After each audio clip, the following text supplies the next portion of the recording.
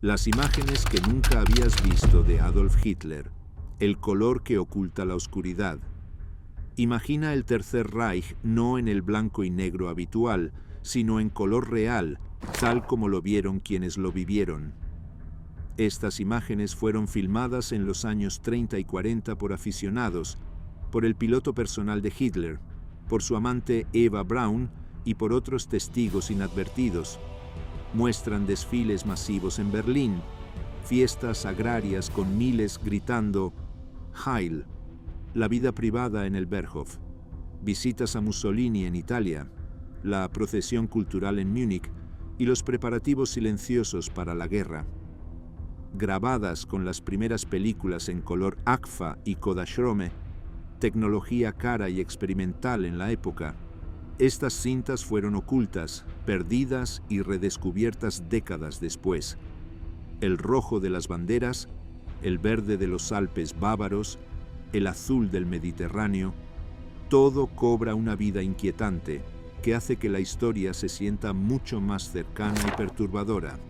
Desde la ascensión en 1933 hasta la caída de París en 1940, este relato reconstruye cronológicamente lo que estas lentes capturaron sin censura ni propaganda oficial. Es una ventana directa a cómo una sociedad entera se dejó seducir y arrastrar al abismo. Capítulo 1. La ascensión en sombras. 1933. 1934. Berlín. Mediados de agosto de 1933. Las formaciones de las SA marchan perfectamente a través de la puerta de Brandenburgo, tal como lo habían hecho en enero de ese mismo año, la noche en que Adolf Hitler tomó el poder.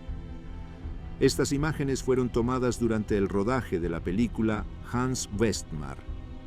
Lo especial es que el camarógrafo utilizó película de color de 35 milímetros, algo que en aquel momento aún era una costosa rareza en Alemania. 30 de septiembre de 1934. Fiesta de la agricultura del Reich en Goslar. Trabajadores, agrícolas, hombres y mujeres de todo el Tercer Reich esperan ante el Palacio Imperial en un ensayo con motivo del festival. Una joven alemana escribió: sobre todo la fiesta de la cosecha es nuestra manera de agradecer a Dios por sus bendiciones, pero también es nuestra forma de agradecer al gobierno del Reich que con las medidas que ha tomado hizo posible que la comunidad agrícola vuelva a florecer. Las delegaciones de las SA y las SS también esperaban la llegada de Adolf Hitler. Unas semanas antes, el dictador había derrocado a su mayor adversario, Ernst Röhm. Ahora, tras la muerte del presidente del Reich, Paul von Hindenburg, Hitler era el líder y canciller del Reich de la nación alemana.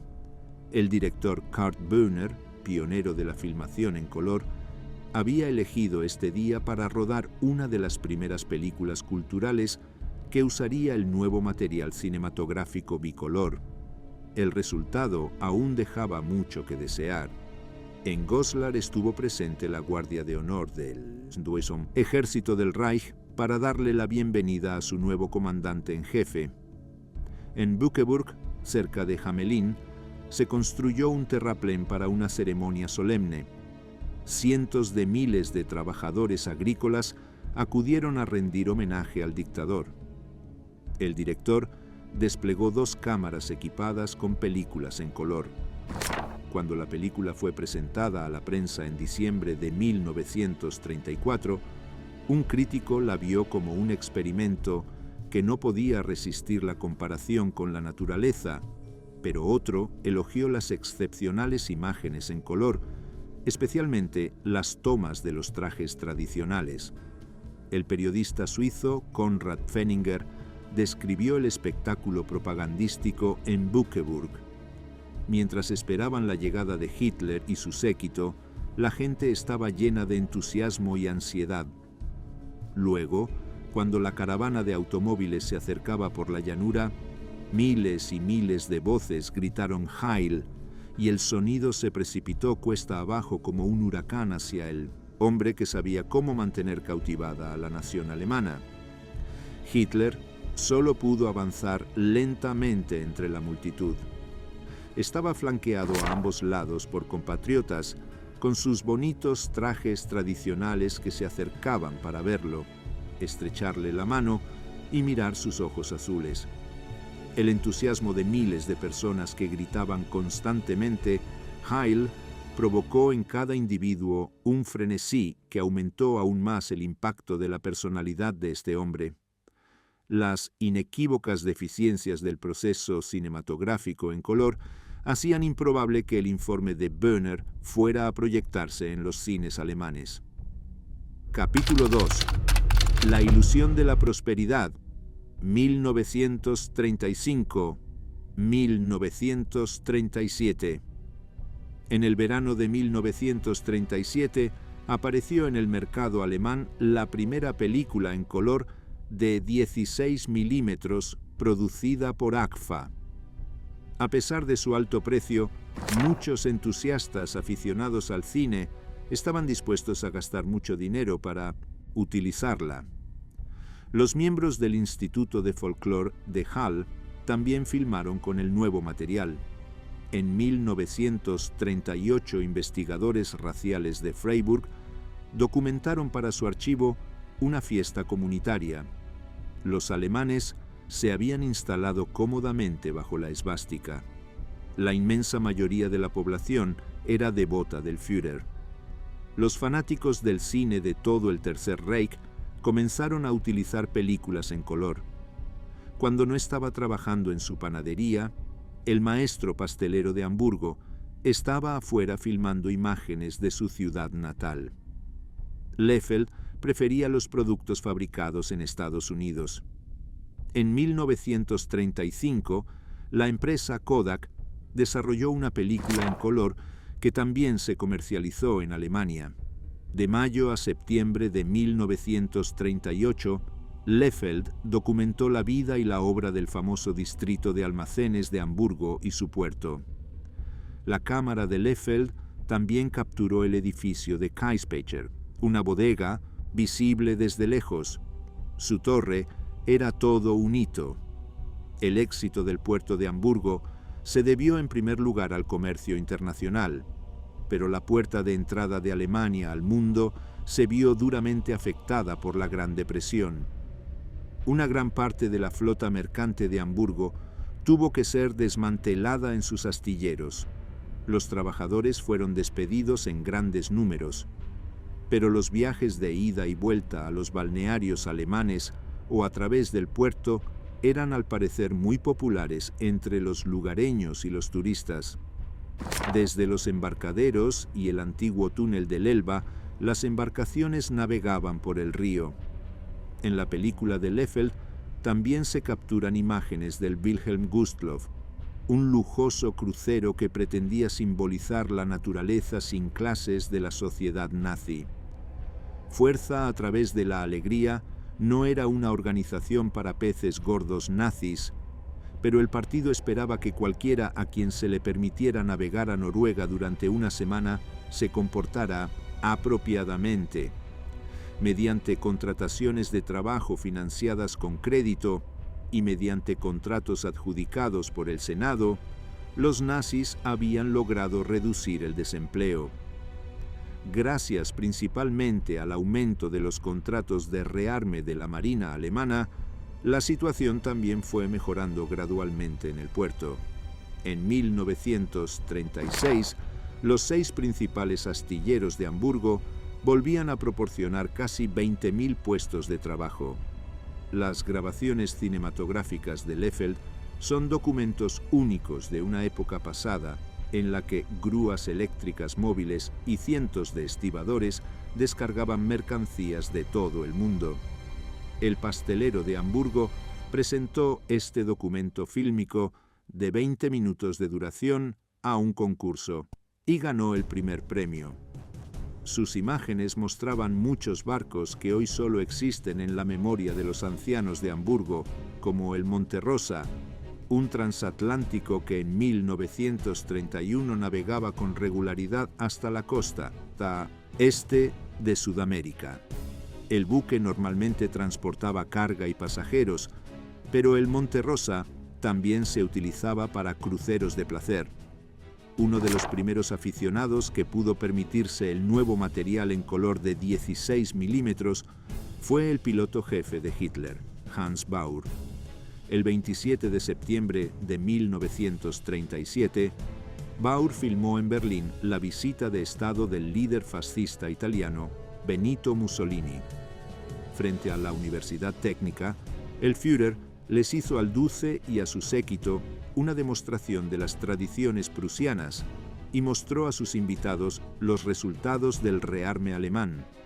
A Hans Baur se le permitió filmar el espectáculo desde una de las últimas filas del palco de honor.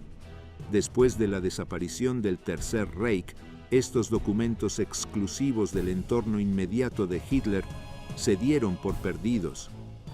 Solo hasta 1988 fueron redescubiertas en la propiedad de un soldado estadounidense de Tennessee.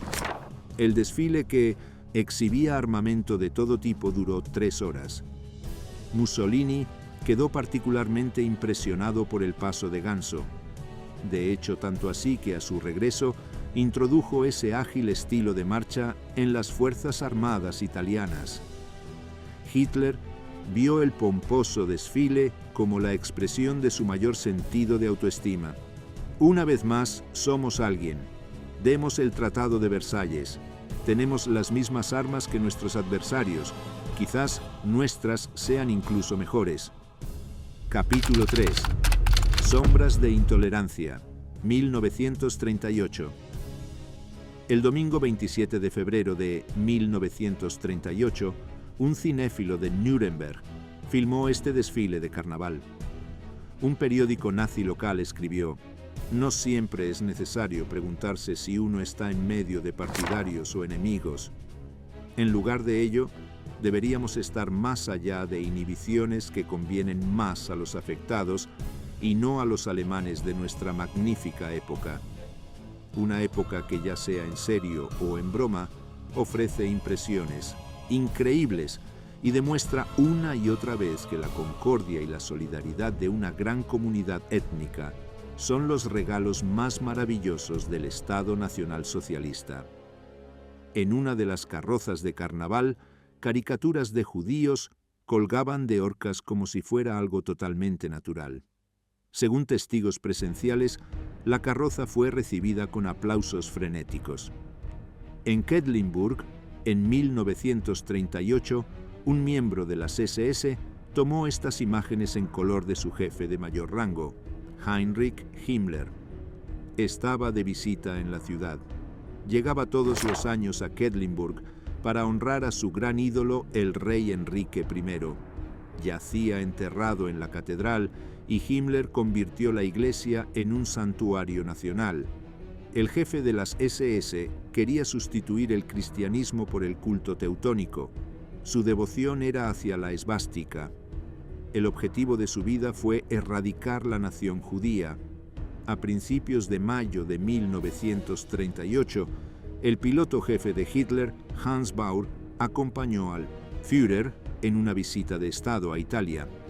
Documentó sus impresiones del viaje en un cortometraje al que tituló Bella Italia. 6 meses después, la censura aprobó su exhibición pública en el Tercer Reich. La visita de Estado debía ser documentada en color por un equipo de cámaras profesionales de la maquinaria de propaganda nazi, pero problemas con los filtros ópticos hicieron que el vídeo resultara inutilizable. Gracias a ello, Hans Baur pudo ganar dinero con su película aficionada. Después de la anexión de Austria en marzo, Hitler esperaba que el líder italiano Benito Mussolini diera su aprobación para que Alemania se apoderara de los Sudetes. En realidad, los alemanes querían firmar un acuerdo escrito con los italianos, pero sus anfitriones dudaron y solo cedieron cuando, en una alocución pública, Hitler declaró que la frontera del Brennero era la frontera eternamente válida entre Alemania e Italia. El anfitrión oficial fue el rey Víctor Manuel III, y el monarca supo cómo dejar a Mussolini en un segundo plano. A Hitler le repugnaba la obsequiosidad de la ceremonia cortesana y quiso que el rey lo sintiera. El 5 de mayo de 1938, Hitler y su séquito fueron llevados de excursión a Nápoles, donde fueron recibidos con entusiasmo. Hans Baur filmó con su pequeña cámara escenas de esta ciudad, situada al pie del Vesubio, que se vistió con un traje verdaderamente festivo para estos visitantes de Estado del Norte. Al cabo de unos días, Hitler se sintió bastante irritado por el pequeño rey, que sabía ocupar el centro del escenario. Mussolini no tuvo otra alternativa que soportarlo de mal agrado, desairar a la familia real una y otra vez. El Führer hizo que su viejo amigo se acercara y caminara a su lado. El 8 de mayo de 1938, las huestes de Hitler organizaron una maniobra de la Fuerza Aérea Italiana al norte de Roma.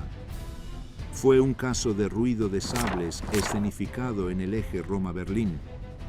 El Duce hacía tiempo que había sido relegado al papel de socio menor. De hecho, Mussolini temía que Hitler pudiera iniciar un conflicto militar con Checoslovaquia. Hans Baur recordó más tarde que los invitados alemanes quedaron impresionados por el poderío de las fuerzas italianas, pero Mussolini había decidido en secreto no involucrarse en una guerra en Europa. Capítulo 4. El borde del abismo. 1938. 1939. Hitler pasó prácticamente todo agosto de 1938 en Obersalzberg. En la terraza del Berghof estudió los planes para la invasión de Checoslovaquia por parte de la Wehrmacht. Un invitado frecuente era Albert Speer. El poco tiempo que el Führer se permitía lo pasaba a menudo con su arquitecto. Hitler alguna vez tuvo la visión de convertirse en arquitecto, y en Speer había encontrado al ejecutor ideal para sus colosales planes. Speer, un individuo astuto, formó parte del círculo íntimo del dictador durante algún tiempo. El arquitecto también se hizo amigo de Eva Braun, quien tomó estas imágenes en 1938. La amante de Hitler era una entusiasta fotógrafa aficionada. En consecuencia, también desarrolló una pasión por el cine en color. Estas imágenes del dictador debieron haber sido destruidas tras su muerte, pero en octubre de 1945 cayeron en manos del Servicio Secreto estadounidense. Como resultado, en los archivos nacionales de Washington se han conservado las que probablemente sean las únicas fotografías sin censura de la vida privada de Hitler. En sus memorias, Albert Speer afirmaría que la sociedad en el Berghof se limitaba a conversar y matar el tiempo esperando la llegada del dueño de casa, pero esto al parecer fue solo un intento de cubrirse y restar importancia a los crímenes cometidos por el régimen nazi. De hecho, en el idílico Obersalzberg se tomaron muchas decisiones políticas. Incluso se planearon asesinatos. En ese momento la paz en Europa pendía de un hilo. Hitler quería la guerra, pero las principales potencias Gran Bretaña y Francia aún no estaban preparadas para entablar hostilidades. Así que la ayuda de concesiones de gran alcance en Múnich obligaron al dictador a sentarse a la mesa de negociaciones.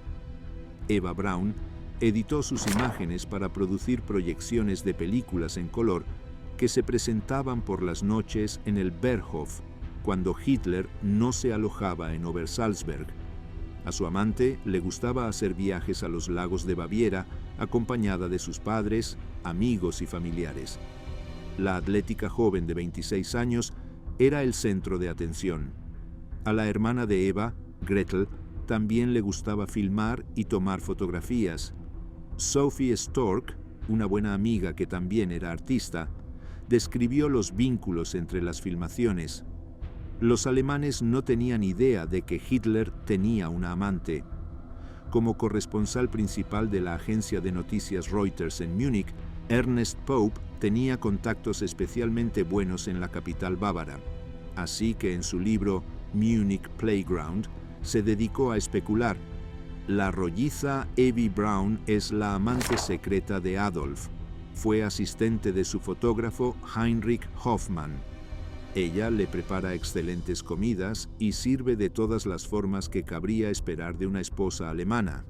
Hay rumores de que el Führer se casó en secreto con Evi, pero lo dudo. La propaganda alemana enfatiza que ninguna mujer mortal tiene las cualidades para convertirse en Frau Hitler.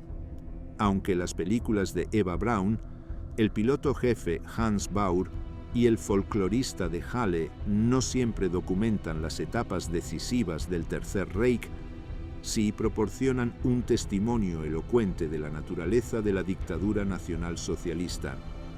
Y es solo a través del color que las esvásticas adornadas con flores en este festival infantil en Turingia tienen un impacto tan opresivo. El 1 de mayo de 1939, Berlín fue decorada festivamente. El Día del Trabajo solo habían pasado 6 años desde que los nazis declararan el 1 de mayo fiesta nacional, una medida diseñada para vincular a la clase trabajadora alemana a través de lemas nacionalsocialistas y profecías pretenciosas para el futuro que ya había demostrado ser exitosa. La periodista berlinesa Ruth Andreas Friedrich describió tales acontecimientos en su diario. Los dirigentes de distrito, los representantes de las fábricas, los dirigentes vecinales, los delegados sindicales, la Federación de Jóvenes Alemanas y la Organización de las Juventudes Hitlerianas. Todos los controladores ideológicos del pueblo alemán, designados por el Estado, se aseguran de que solo los acólitos acudan a animar los actos oficiales. Cualquiera que no sea políticamente confiable, que haya despertado la más mínima sospecha de ser negativo, debe ser alejado de tales ocasiones. Los que dicen que sí saben lo que se espera. Aplauden espontáneamente en el lugar y en el momento adecuados. La Marcha de los Estandartes Dorados es el título de una película en color que un cinéfilo desconocido filmó ese día. Formaba parte de una delegación de la fábrica de aviones Zwiebel en Halle, una planta modelo nazi que el día anterior fue honrada por el propio Hitler y a la que se le permitió proporcionar uno de los 200 banderines.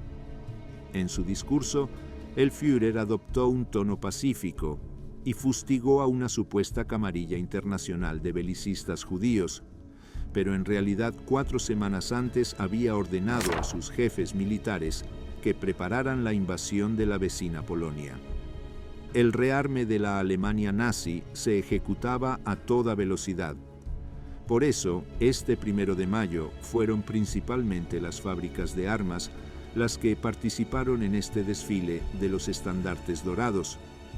Al sonido de una música marcial apropiada, se enrolló el estandarte dorado de la fábrica de aviones de Zwiebel en Halle. Este fue el último 1 de mayo que se celebró con Ostens, un estilo tan grandioso en el Tercer Reich, porque solo faltaban unas semanas para el estallido de la Segunda Guerra Mundial. Capítulo 5. La tormenta desatada. 1939.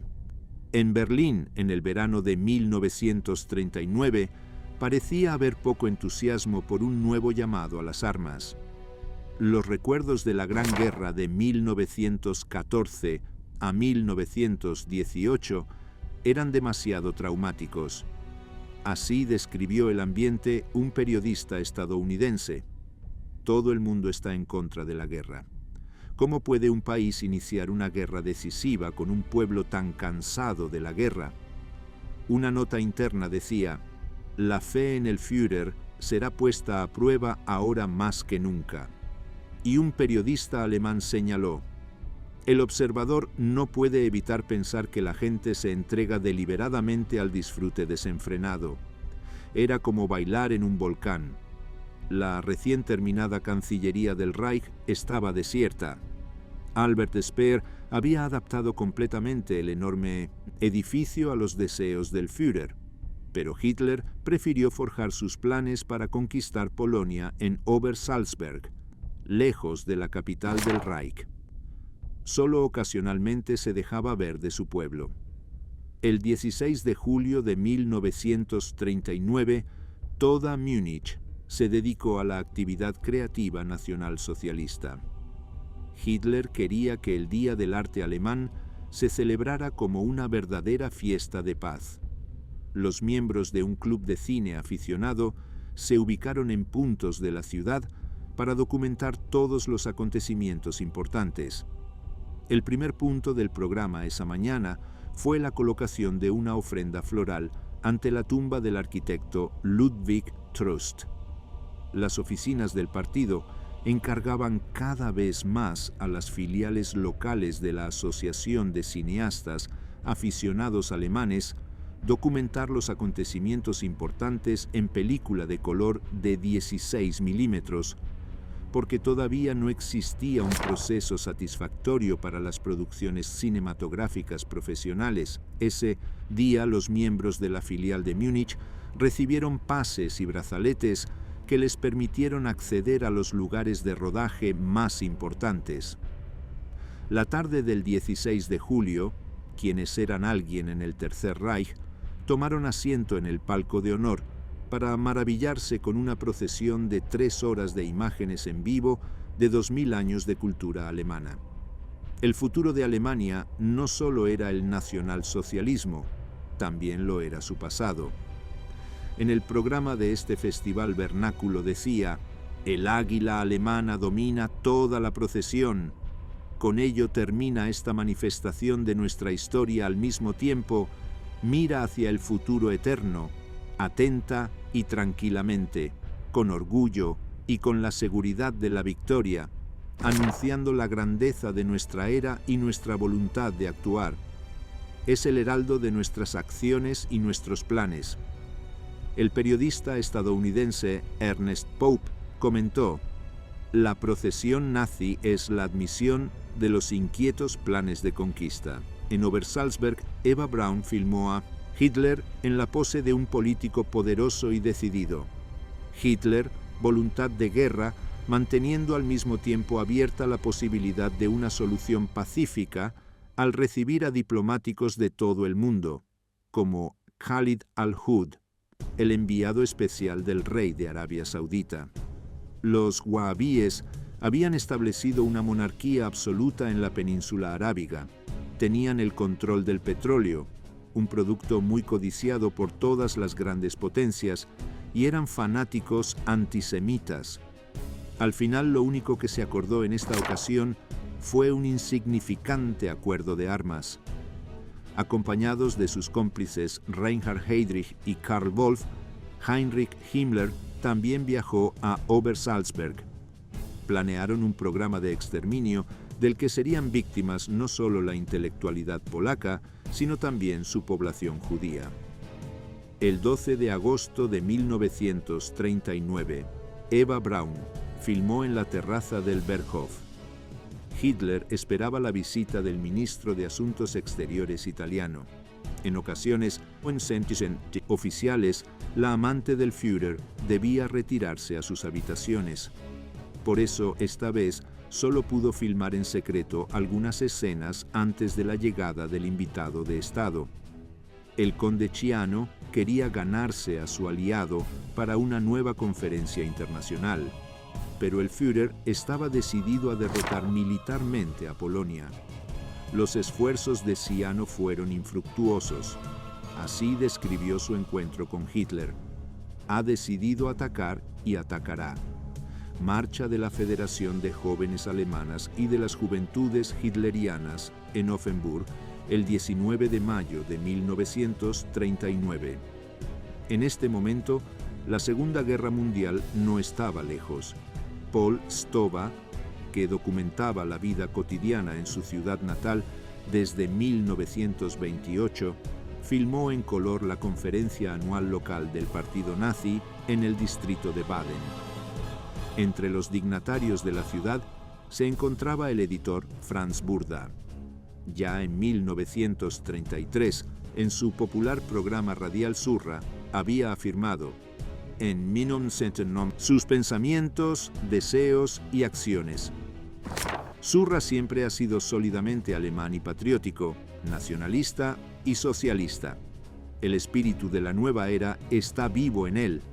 No se ha invertido ningún capital judío en la imprenta. Ninguno de los contribuyentes o de los empleados son judíos. El punto culminante del evento fue el discurso del líder del distrito Karl Rombach. Desde 1936, Offenburg era una ciudad guarnición. En consecuencia, los líderes militares locales también se presentaron con uniformes como parte de la Sociedad Nacional Socialista. El 8 de septiembre de 1939, un vehículo con altavoz anunció la noticia de los éxitos de la Wehrmacht en Polonia. El Offenburger Tageblatt también publicó informes especiales del Mando Supremo del Ejército. Los alemanes no podían creer que sus padres, esposos e hijos estuvieran arrasando Polonia con tanta rapidez. Todos los días se levantaban apresuradamente mapas que mostraban las últimas conquistas. Ese día en particular, el 8 de septiembre, unidades de tanques alemanes habían llegado a los suburbios de Varsovia. La primera guerra relámpago de Hitler terminó el 6 de octubre con la capitulación de Polonia. Johannes Bliss era propietario de una tienda de fotografía en Korbach, en Hesse. Durante la Segunda Guerra Mundial, filmó una y otra vez acontecimientos en su ciudad natal. Posteriormente, los editó para producir Korbach en la guerra, una película que muestra imágenes raras de la vida en un pequeño pueblo durante el Tercer Reich. El 22 de marzo de 1940, la Organización Nacional Socialista de Bienestar Público de Korbach invitó a la gente a tomar sopa de guisantes y tocino en la plaza Adolf Hitler. Con el racionamiento de alimentos en vigor, tales ocasiones aseguraron que los más pobres de la sociedad también pudieran disfrutar de una comida caliente y económica. Sin embargo, lo más importante era la intención de los dirigentes nazis de promover la solidaridad comunitaria, siguiendo los lineamientos del socialismo en la práctica. Desde el 3 de septiembre de 1939 existía un estado de guerra entre el Tercer Reich, Gran Bretaña y Francia, pero los aliados no habían acudido para ayudar a Polonia. Para ellos se trataba de esperar y ver. Capítulo 6. Triunfo efímero. 1940. Hitler estuvo planeando durante meses lanzar una campaña contra Occidente, pero fue pospuesta una y otra vez. Finalmente, el comandante supremo de Alemania decidió que la ofensiva comenzaría el 10 de mayo de 1940. También había unidades de infantería estacionadas en Bitterfeld, cerca de Halle.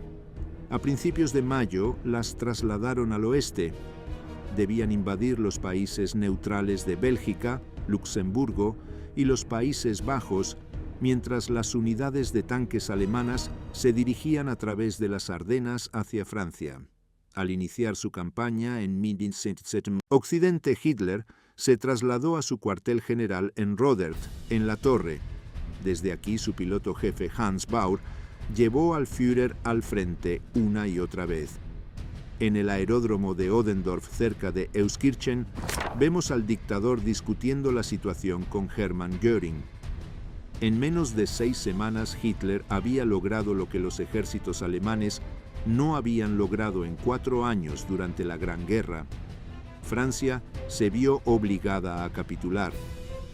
Después de una larga discusión con Hitler, el 6 de junio de 1940, Joseph Goebbels escribió en su diario: El Führer se eleva por encima de todos nosotros. Es uno de los genios de la historia. Qué época tan gloriosa, y será seguida por el gran descanso que todos deseamos tanto. El Führer quizás más que cualquiera de nosotros. Entonces construiremos la nueva Europa después de la guerra. Pronto nos ocuparemos de los judíos. Cerca de la ciudad de Craonne, en el norte de Francia, Hans Baur filmó los restos de una unidad de la Fuerza Aérea. Así describió el historiador francés Marc Bloch el desastre en su libro Extraña derrota. Acabamos de sufrir una derrota devastadora. ¿Quién es responsable?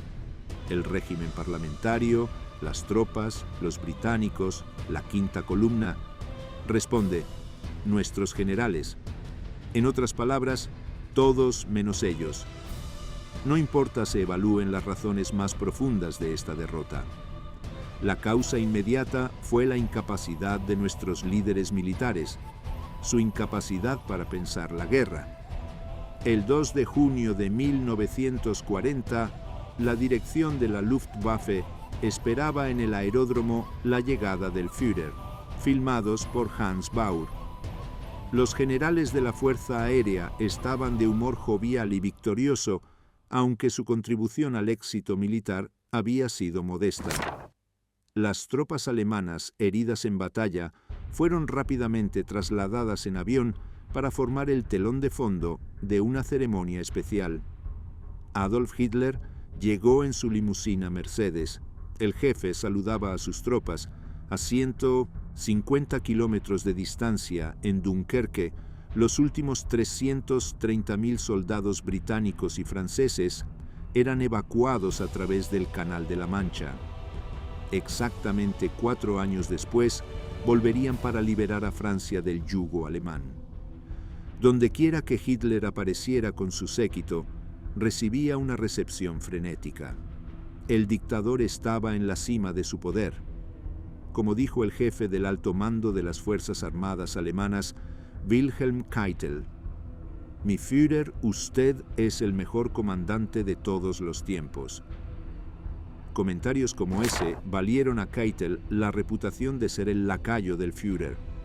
En sus memorias, el piloto jefe Hans Baur comentó sobre las visitas de Hitler a las tropas en Francia. Se logró el efecto buscado por Hitler. Las tropas y la población francesa quedaron impresionadas por el hecho de haber aparecido tan pronto como cesaron las hostilidades. El comandante en jefe comía en las cocinas de campaña. El único requisito especial era retirar la carne, enlatada porque el Führer siempre evitaba la carne. Naturalmente, gente en Alemania no pudo ver esas escenas. Ni siquiera los equipos de cámara del noticiero semanal raramente tuvieron la oportunidad de observar así a Hitler, a excepción de las películas privadas de Eva Braun. Las películas de Hans Baur son las únicas imágenes que muestran al dictador de cerca, sin editar ni censurar. Junio. El gobierno francés declaró a París ciudad abierta. Un día después, el ejército alemán entró a la capital. Un soldado, Arnold Biertel, escribió en su diario: «París fue declarada ciudad abierta. La ocupamos sin luchar. El corazón de Francia está en nuestras manos». El 23 de junio, Adolf Hitler visitó la derrotada capital francesa. El piloto jefe Hans Baur llevó al dictador a Le Bourget a las 5 de la mañana y se le permitió acompañarlo en un recorrido por la ciudad. Una vez más, utilizó una película en color de 16 milímetros para documentar el extraño viaje turístico junto a Hitler. En la plataforma de observación del Trocadero se encontraban el escultor Arno Breker y Albert Speer. Más tarde, en sus memorias, Speer describió la reacción del dictador. No era hermoso París, pero Berlín debe ser aún más bella. En el pasado a menudo me pregunté si París no debería ser destruida, pero cuando hayamos terminado en Berlín, París será solo una sombra. ¿Por qué deberíamos destruirla? Hitler Supuestamente había llegado a París como turista muy interesado en la cultura, pero en realidad su visita era un triunfo personal como comandante. En Los Inválidos pasó mucho tiempo junto a la tumba de Napoleón. Sueños pasados y presentes de dominación mundial. Finalmente, una visita al Panteón, el Salón de la Fama de Francia. El sueño de toda la vida del dictador se había cumplido, al menos en ese momento. 5 años después, los franceses celebrarían la victoria bailando en las calles, y Berlín quedaría en ruinas.